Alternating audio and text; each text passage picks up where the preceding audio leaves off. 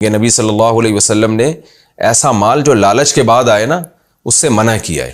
مال وہ اچھا ہوتا ہے جو بغیر لالچ کے آئے، اشراف نفس کے بغیر آئے، اس میں اللہ تعالیٰ برکت رکھتے ہیں۔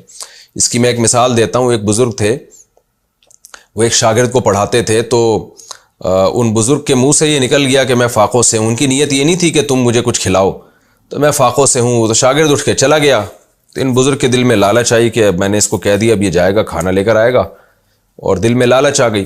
تو جب وہ کھانا لے کر آیا نا تو ان بزرگ واقعی اللہ والے تھے، انہوں نے کہا بیٹا میں یہ کھانا نہیں کھاؤں گا، میرے دل میں ویسے ہی لالچ پیدا ہوئی ہے اس چیز کی، تو میں نہیں کھا سکتا۔ وہ شاگرد بھی بڑا ذہین تھا، اس نے کہا ٹھیک ہے جی نہیں کھائیں، میں لے جاتا ہوں۔ لے کے گیا اور دوسرے دروازے سے واپس لے آیا۔ کہنے لگا اب تو لالچ نہیں تھی نا، اب تو آپ نا امید ہو گئے تھے۔ انہوں نے کہا ہاں اب مجھے لالچ نہیں تھی۔ انہوں نے کہا چلیں بسم اللہ کریں اب آپ کھائیں۔